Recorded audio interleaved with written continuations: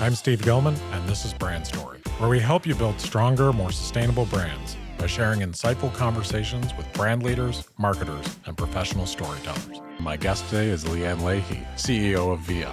Honestly, ideas are the only thing that have ever moved the world forward, so it's pretty valuable.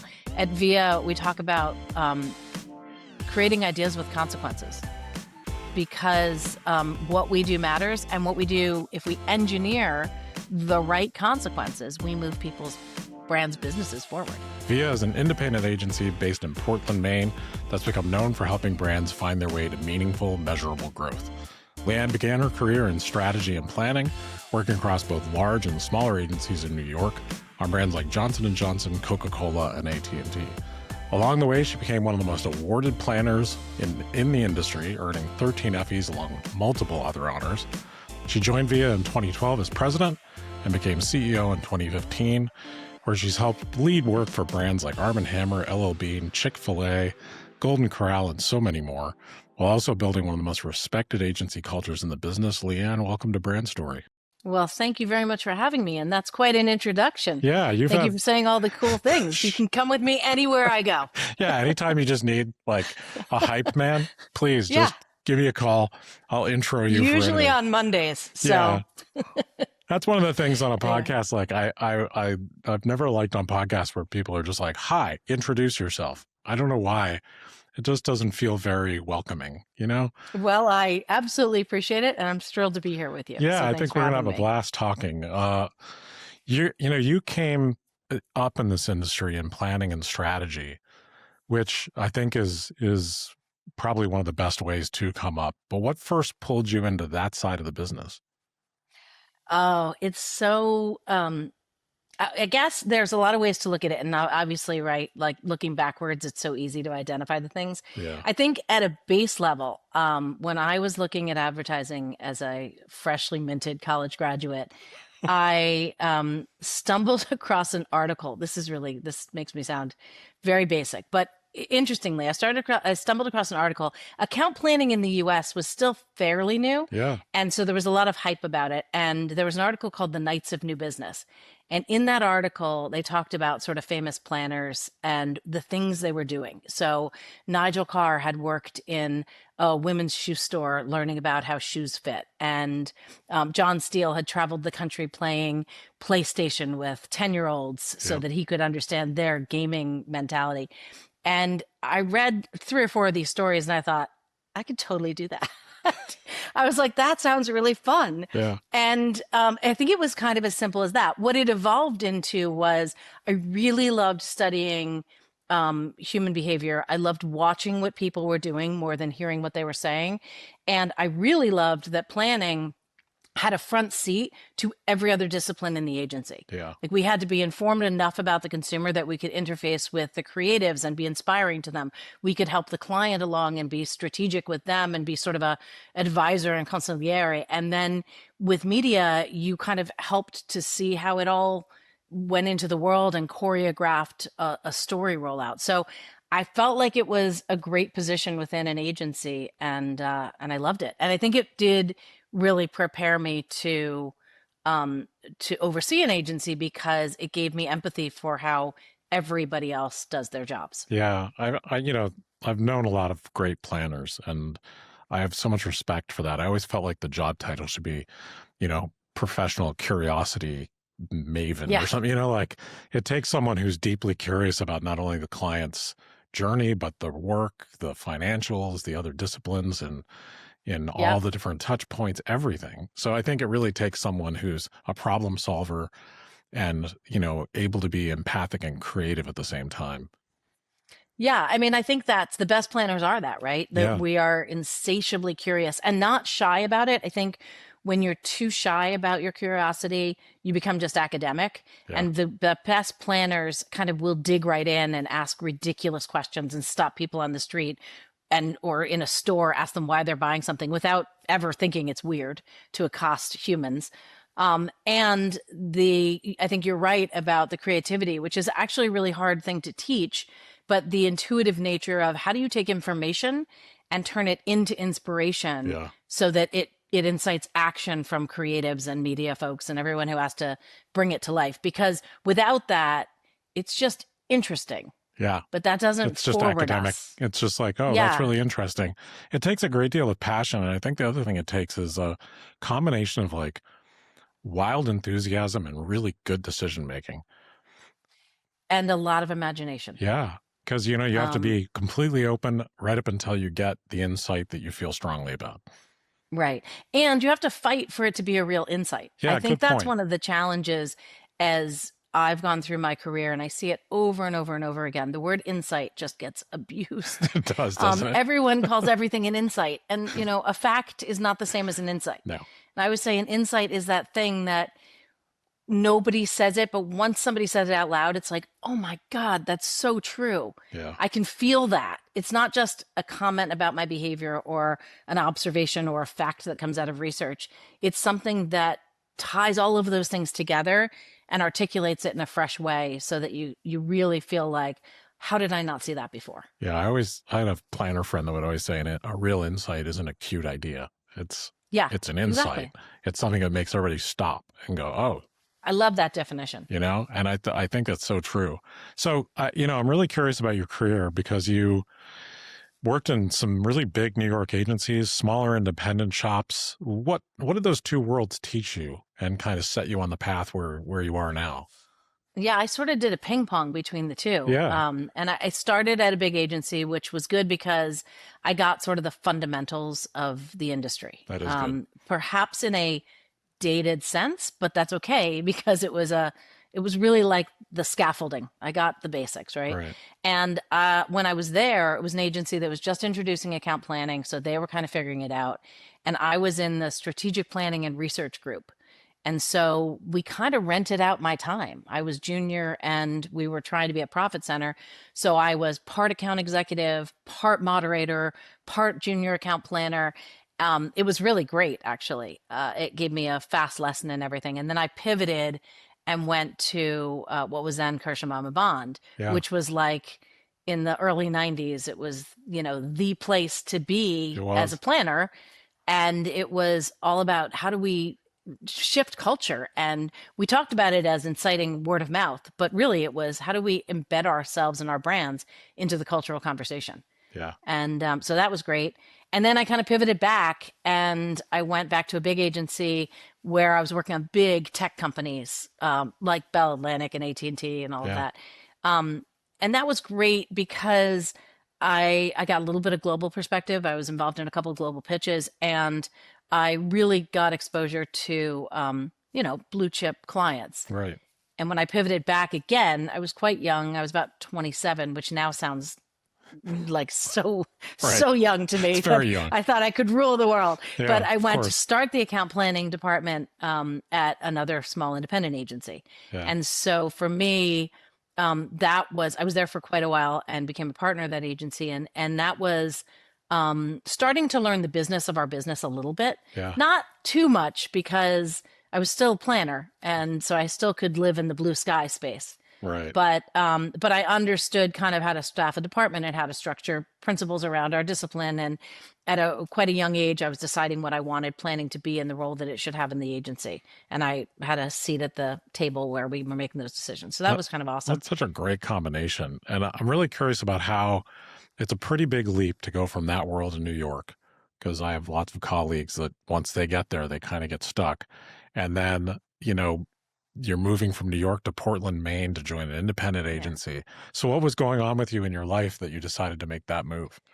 So I never planned on it to start with. Sure. I call myself now a recovering New Yorker, Yeah. but I am New Yorker born and bred, not necessarily in the city, but right outside of the city. And I loved it. I never really looked to move anywhere else. I wasn't itching to get out in any way, shape, or form. But I made the shift from account planning into general agency management in about 2010 Yeah. ish. When I took over translation, and they were really a strategic consultancy at the time, and we were going to make them a proper agency. So that was the role I had. Then I really learned the business of our business, Yeah. for all of its good and all of its bad. But we were winning business hand over fist. I mean, we were growing leaps and bounds. I literally went from 30 people to 130 people in 20 months. Wow. It was an That's some extraordinary run. crazy scaling. Crazy. I mean, and I'm doing everything from like renegotiating contracts and figuring out how to write scopes to hiring 90 people and finding office space. It was insane all Yeah. at once. And in the middle of that, I met John Coleman, who was the founder of Via. Yeah. And someone introduced us and said, you should meet because you never know where life will take you. And we had a lunch, and I think we laughed the whole time. And I commented about it to my husband, and he said, it's interesting because in New York right now, what you're doing, you're having a lot of success, but I don't see you having a lot of fun. Yeah. And the more I got to know John and Via, the more I realized that the infrastructure and the desire was there, but the opportunity to sort of set the agency on fire in a good way was still ahead of it. And the more importantly than that, I knew it was going to be fun because the people I was joining really had an optimistic outlook, and they really love our business. Yeah. And more important than all of that probably was at the core, it was very clear that while John Coleman and I are very different people, we have very similar values. Yeah. And so it was kind of nice. It aligned with my values. I was able to get back into an environment where I thought I could have a lot of fun. And the agency had already won Small Agency of the Year once and was on its way. Yeah, good for you. I mean, I think that kind of like alignment with who you're going to be running the business with and how they see the world is so incredibly important. And that shift from New York to Maine, the culture is going to be different. The feeling is going to be different. We started in Washington, D.C. and we're in the Shenandoah Valley, and like, it's the best move I ever made. It's a little similar to Portland, Maine. But I'm headed to the Shenandoah Valley. Are you really? Tomorrow. Crazy. Yes. Good for you. I know. My kids go to school. Well, I have one left, but I've had 2 kids go to school down there. So where are they going? Washington and Lee. Nice. That's so great. And one is a sophomore now, so I'm going for a spring parents weekend. It's a beautiful area. Live in a beautiful place. Ah, man. But yeah, I mean, I think the thing that's interesting is I guess I knew it intuitively that it was important to align my values with the people I was working with. Yeah. I guess I've always known that intellectually. I kind of knew it intuitively. But looking back 12 or 13 years in, that has been the greatest gift of my career. That I can run this business and make decisions that I truly believe in, and that I have partners and a founder who absolutely support that. And I don't always make the right decisions for sure, but I can put my head on the pillow knowing that I'm doing the best I can. Yeah, and you got to, while everyone can't pick and choose every single client, you develop a culture that fits certain types of organizations, and you develop a way of working that fits who you are as a person. And I think that's when I see the most satisfied leaders of agencies or any business, it's because their values and what they're doing match. Because I think we can all do this just for money, and it's not very satisfying. Well, because it's the dumbest way to make money of any career ever. It's hard. I say that all the time. If you don't love advertising, please don't do it, because it is like there's so many things beyond our control. Oh, yeah. And it's not a good way to make money, and we keep getting squeezed and all of these things. But at the end of the day, we get to be in a business where we have ideas that hopefully move the world forward. And honestly, ideas are the only thing that have ever moved the world forward. Yeah. So it's pretty valuable. At Via, we talk about creating ideas with consequences. That's great. Because what we do matters. And what we do, if we engineer the right consequences, we move people's brands, businesses forward. Yeah. And I almost feel like the greatest people that I've met in our industry almost don't have a choice. They're built to be storytellers. You get addicted to being able to tell stories for a living and help others. And I think there's a great deal of hospitality in what we do. Yes. You're doing it for someone else. So if it's just literally you're doing it, and I think we've all done, certainly, I'm sure in your storied career, you've done some work that was just to get the agency paid. But when you get to do work that is meaningful to you, it is really satisfying. Yeah.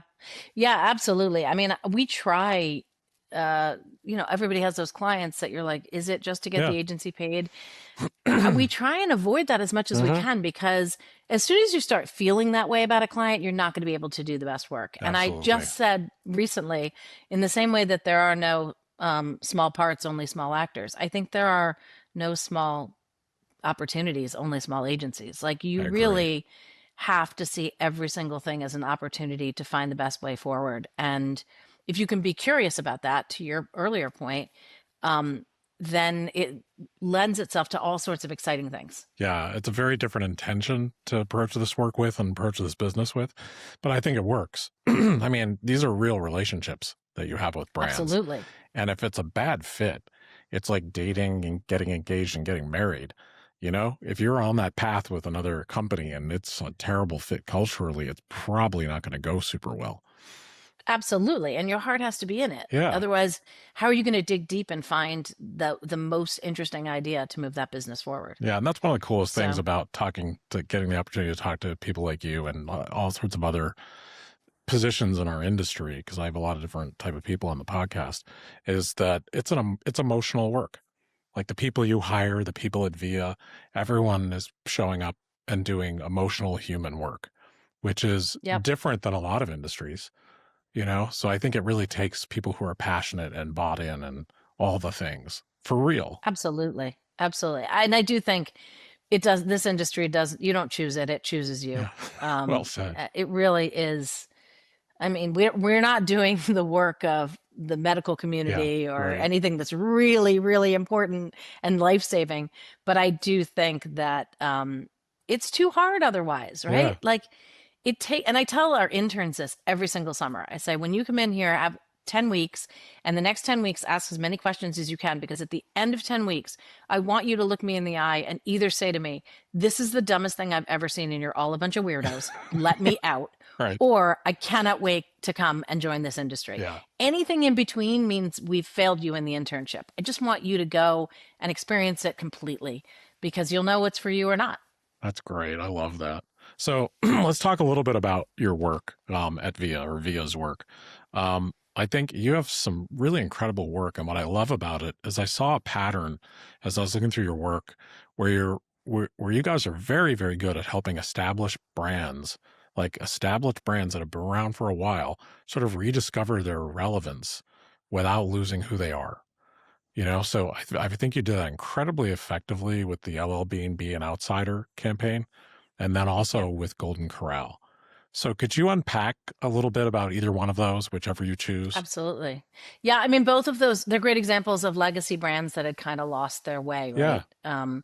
L.L.Bean had been flat with no real growth for 10 years. yeah. As a family-owned, multi-generational business, that doesn't fly. No, it's not great. And so we were brought in, and we had the opportunity to really dig into their business, help them redefine their target audience, help them redefine their positioning, and go from being maybe Eddie Bauer, maybe Land's End, maybe Columbia, Yeah, maybe REI, to really a brand that stood apart from all of those. Because what we saw in LL Bean is they understood that sharing the great outdoors was the only way to make the great outdoors greater. yeah, And so that insight around shared joy that comes from being together separated them from the rest of the category. Because the rest of the category is either talking about technology or talking about little person, big world, and they're right. out to conquer it. And to really step back and say, but we're about finding joy in the outdoors with the ones you love, whether that's your dog or your friends or your family. And it led to this idea of Be an Outsider, which ultimately is an invitation to be exactly who you are. And the outdoors is kind of the world's most inclusive club, so join us in it, Yeah, and we'll see you for everything you are.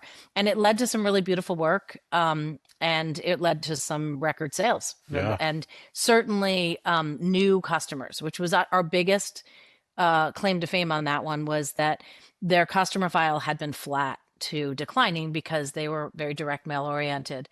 And so a lot of their customers who'd been with them for years were got, dying out, yeah. honestly. So an old And customer so to base. grow their customer file by getting new customers, not just younger, that was important, but varied ethnicities and geographies and life stages, all of that really mattered, and we were able to expand the brand's relevancy. I mean, I think the thing about L.L.Bean that's so interesting is that everybody loves that brand, but it wasn't relevant to a lot of people. Yeah. And so we were able to close that gap and find space where they could be more relevant to more people and stand apart from the pack. So Well, that was a beginning of a brand story that honestly has infiltrated every aspect of their company. yeah, I can tell. I actually have an old friend that works there, and you all did an excellent job.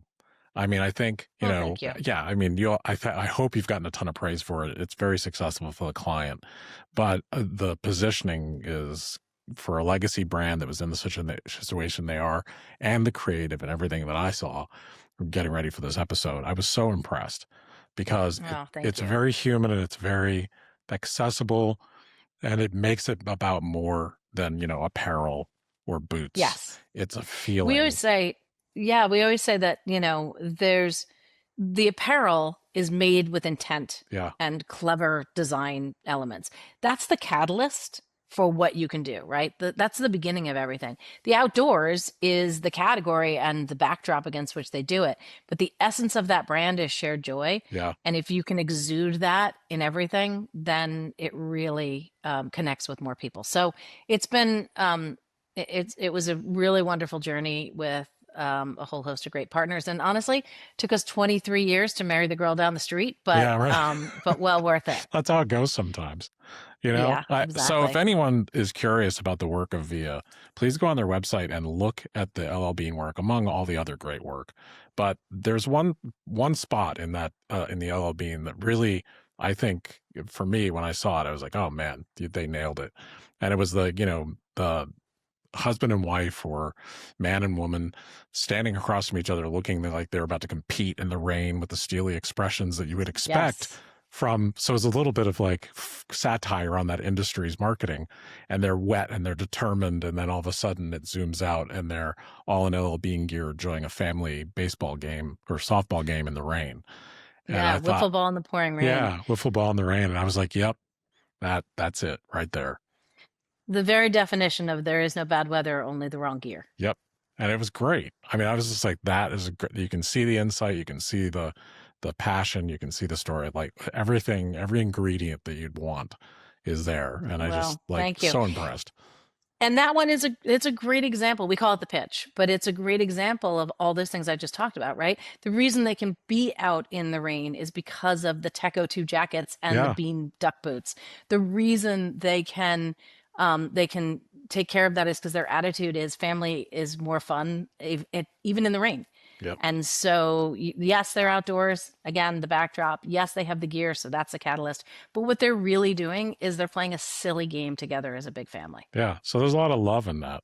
And I Yeah. think one of the things that too many, I don't know where it happens, but too many brands forget that, consumers are going to buy emotionally and defend their purchase logically. So, talking about the feature of your vest doesn't really hook me or make me care Right. about your brand.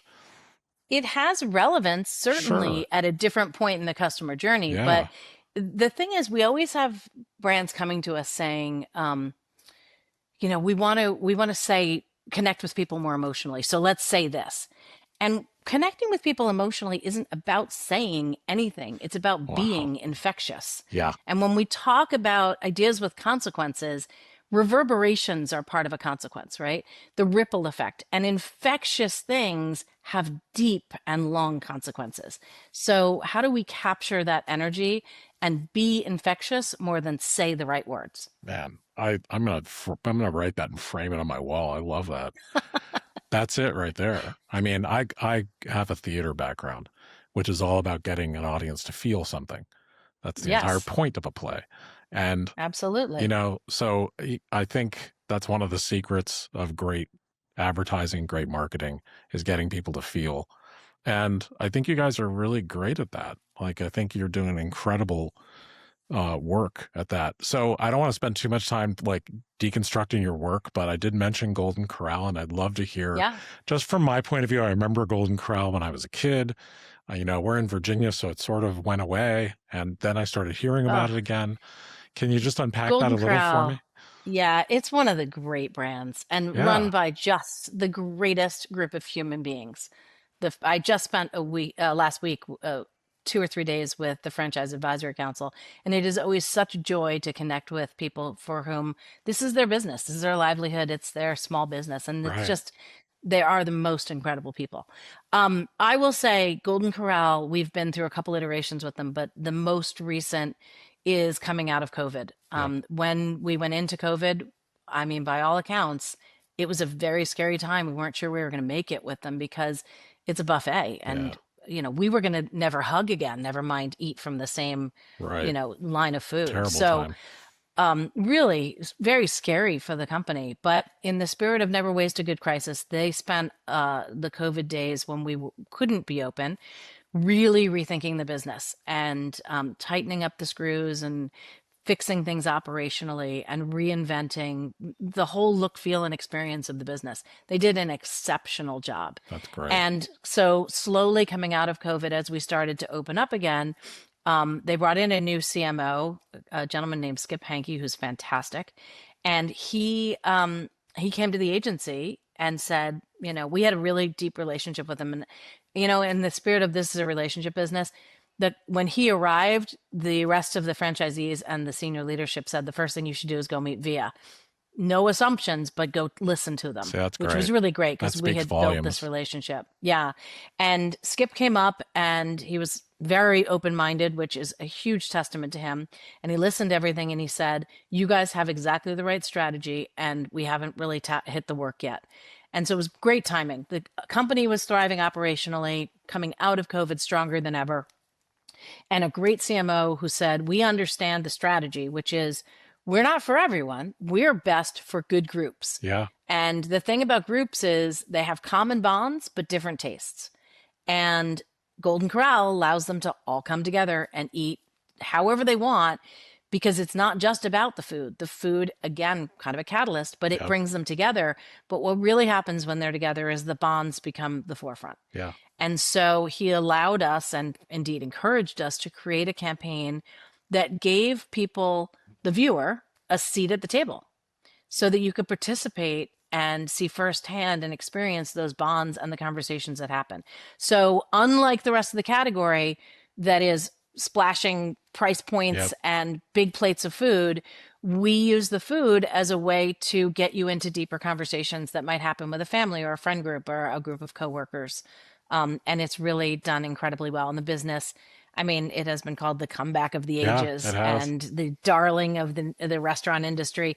And even in these tough times, which, are tough, Yeah. they're still outperforming the category. And their brand attributes have never been higher. Man, that's great. And people really understand that it's a place where you go when you want to connect with your friends and family. Yeah. I think you all did an incredible job of creating a sense of community and a sense of Yeah. belonging. And that's hard with a brand that tends to get commodified really fast. Those, And a category. yeah, I like mean, all the brands in those categories get commodified really fast. we had a moment where, we were being challenged about the best practices in the category. And I said at the time, why are we following the best practices of a category in decline? Yeah. Well Because done. that means they're not the best. Right. So we We need broke to them. redefine this. Right. So Yeah. we broke them and we came up with a new model and it's been really, really effective. Yeah. And it's freeing creatively because we've gotten to know lots of different characters. I bet. And some of them are recurring and some of them are Yeah. brand new. And we continue to explore where that campaign goes. We have a new chief creative officer, which I think you probably know, Steve, a gentleman named Matt O'Rourke, who just joined this year.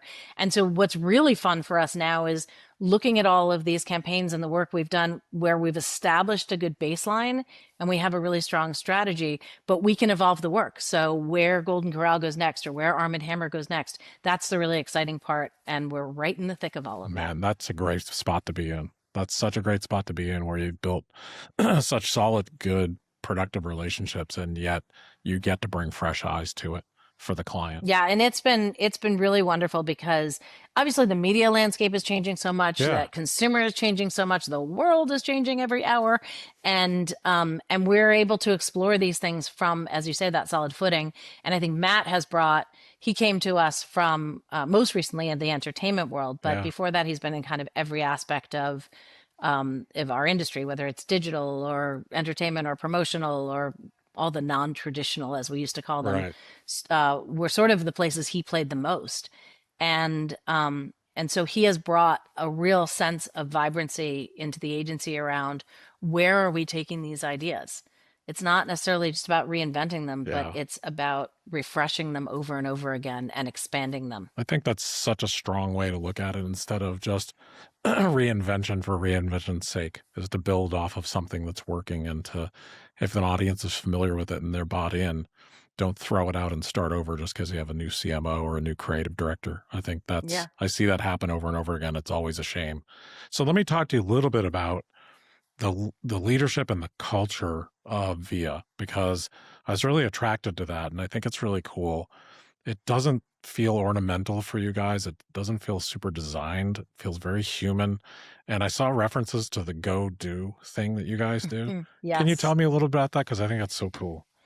Yeah, I mean, I think it goes back again to the values with Yeah, which we run this place. We have 10 principles and they start with be curious, to your earlier point. good. But we understand that our job is to balance the science of our business, being good partners who honor the process and think like the audience and are on time and on budget and are good business partners, with the art of our business, which is find the magic and figure out the impossible and create respect with your peers and your consumers and your clients. All of that has to find its middle ground. Yeah. And so we have a culture that's intentionally designed to honor both of those sides of the equation. And the go do's are part of that.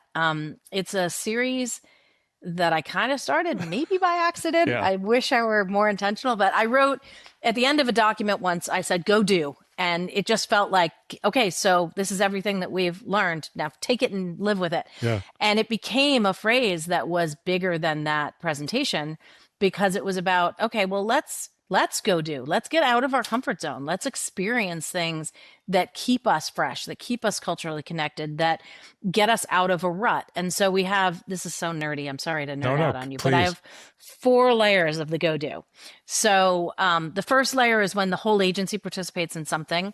And it's stuff that's usually scheduled. We have Free Beer and Fiction, which is a series where people will write stories and share them. And we That's have a great. theme, and the beer matches the theme.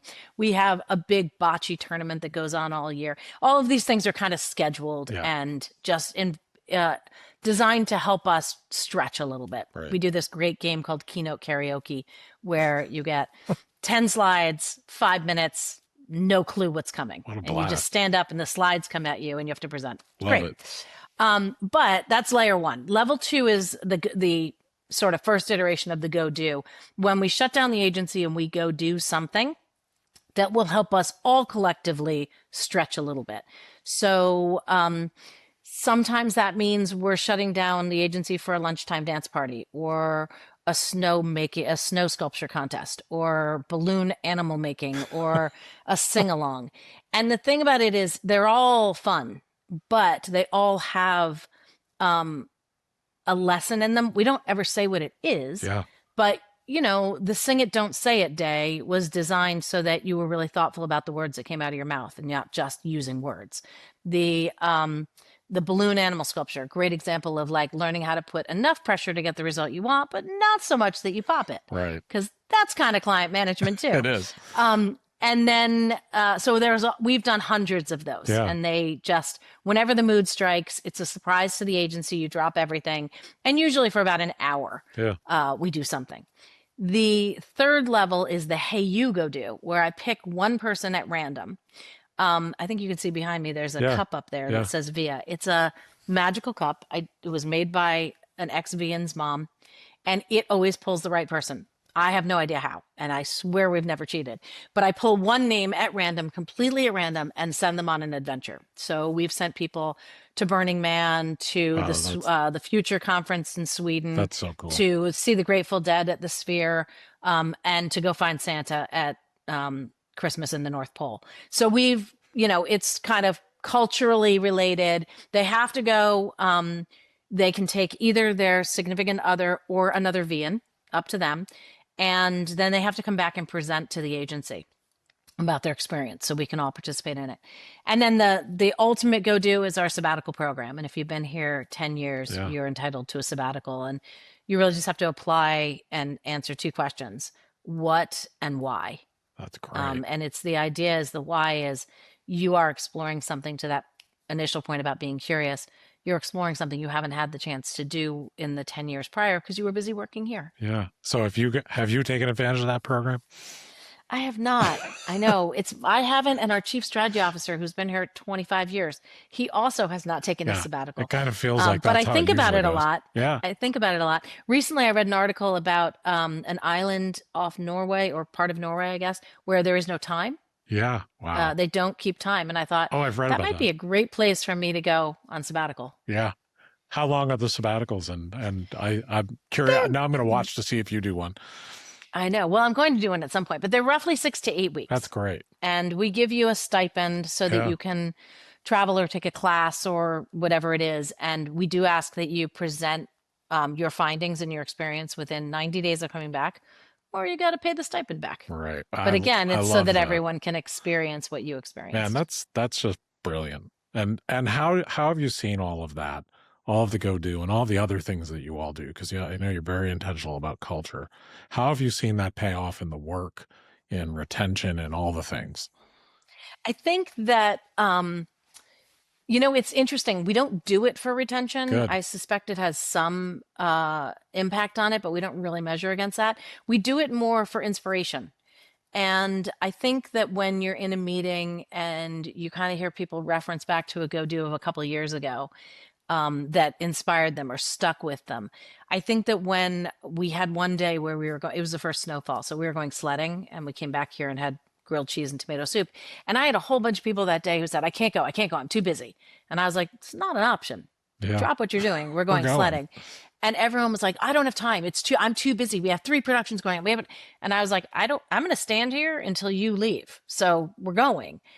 And to a person, that same group that said they were too busy to go came up to me afterwards and said, I feel so refreshed. Yeah. I thought I had too much to do, but I was in my own sort of weeds. And when you took me outside, even for half an hour, and made me go sledding, it just freed my mind. And I came back and got so much more done in the afternoon than I would have otherwise. So sometimes it's a physical refresh, and sometimes it's an emotional refresh, and Yeah. sometimes it's an intellectual refresh. We went, when Straight Outta Compton came out, we went as an agency to go see it on opening day because I felt like some of the people might not be inclined to see it. And it was a Yeah. really important thing to provide some perspective about art. And we did the same with the museum and all sorts of things. I love that. And I also really, really respect and love that you don't measure it against retention.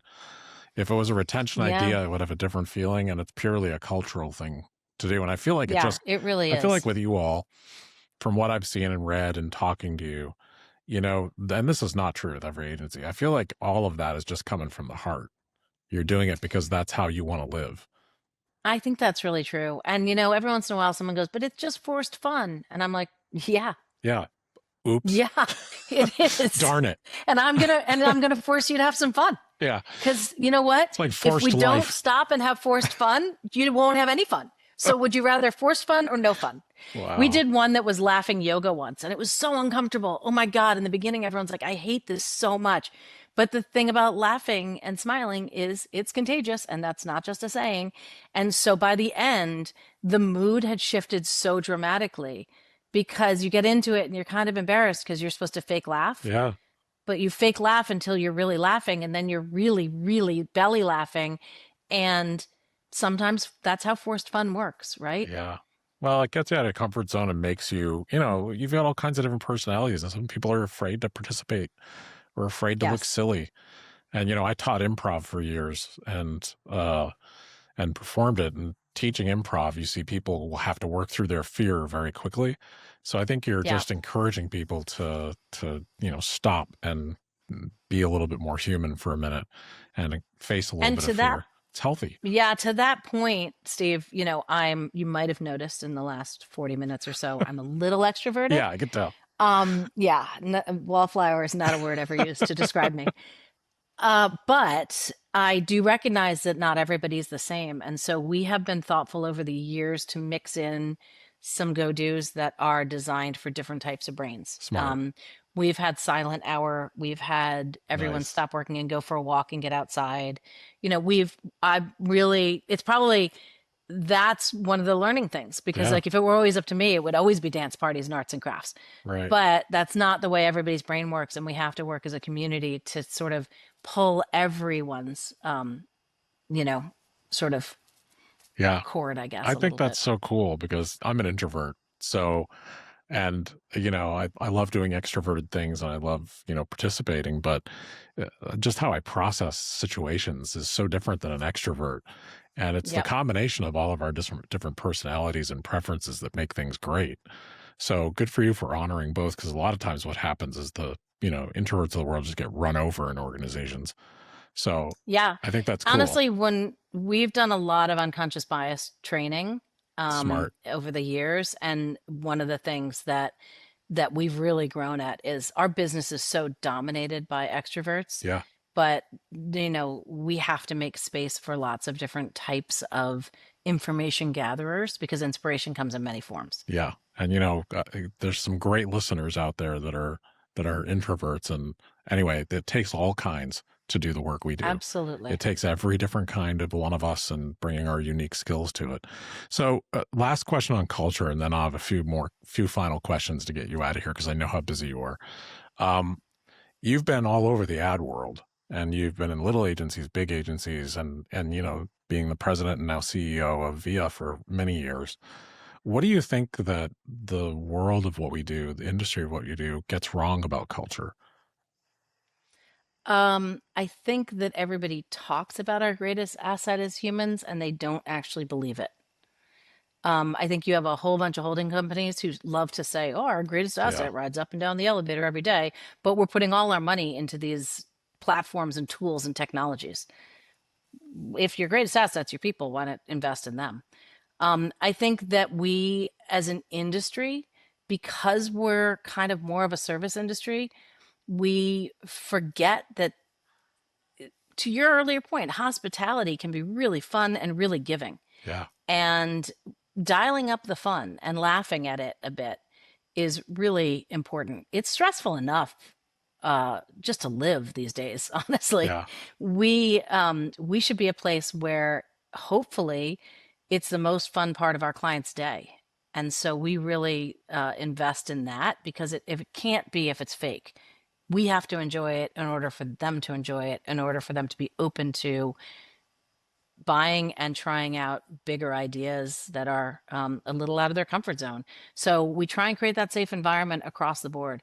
Does it get stressful? Absolutely. I mean, I'd be silly Sure. to think it didn't.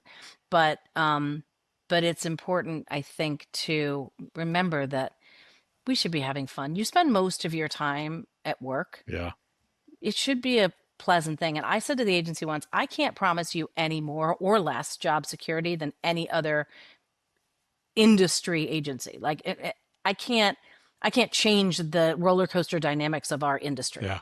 but I can promise that we will make every attempt to make your time at VIA a more fulfilling work experience than any other agency. Yeah. And also, I have the feeling just by talking to you and your point of view on, your very honest point of view on what the greatest asset of agencies are, the people. You can tell an agency immediately that's, the holding companies that use that as lip service and the ones who really honestly live it.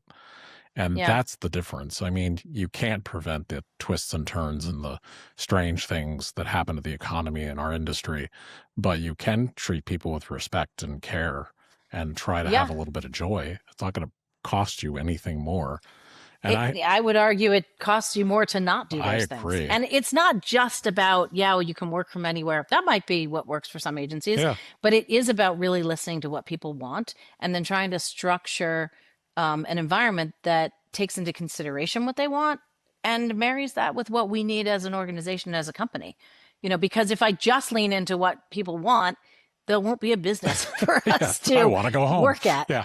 So, like, we can't do that either. We have to find the Yeah. balance, It's all about that. but understand that, the ideas, I recently, as we've been really, as I talk about ideas with consequences and understand what makes them different and what makes us different and the kinds of ideas we have, in this age of AI, right? Yeah. Because AI can generate a million different ideas. And it's really interesting. We've been having this debate, and what makes humans' ideas matter more and have greater cultural impact and emotional resonance is that they actually matter, Yeah. because humans have an expiration date. Yep.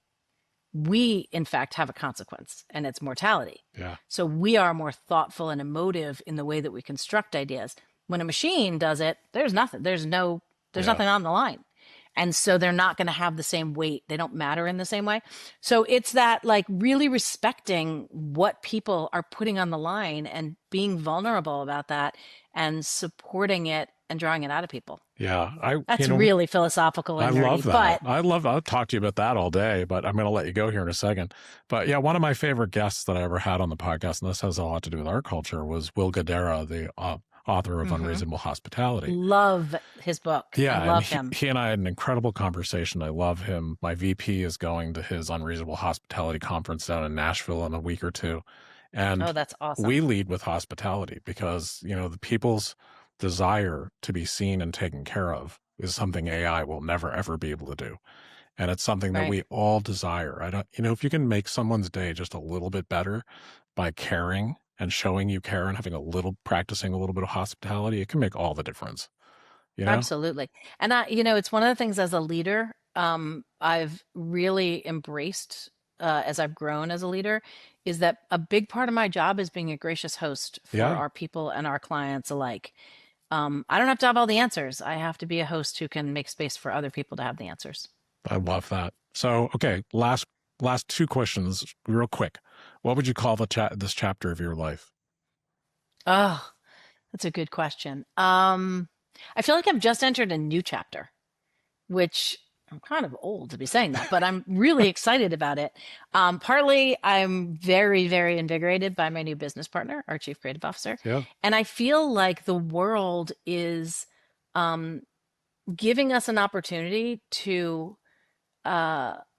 make bigger dents in the universe with the work we do. Yeah. So I don't know. I don't know what I would call it, but I guess watch out. Yeah, I like that. I think you seem very invigorated and very excited about things, and I think it's a great time to be leaning into being human. I think that's one of the biggest Yes, differentiators. 100%. Okay, so last question, I will let you go. What advice right now would you give your younger self? That's a great question. Well, first of all, I give myself the advice to learn to fall in love with exercise. That's my one thing. Because I forgot to do that along the way. I like that one. But what business advice would I give my younger self? I think I'd have to say, seriously, don't take life so seriously. Yeah, I love that. I think that's a great place to end today. And thank you so much. This was a wonderful experience. I had a great time talking with you today. Thank you very much. Yeah, what a pleasure to meet you. I really appreciate it. Want to hear more inspiring stories? Subscribe on your preferred podcast app so you don't miss an episode. And if you like what we're doing, please rate, review, and share.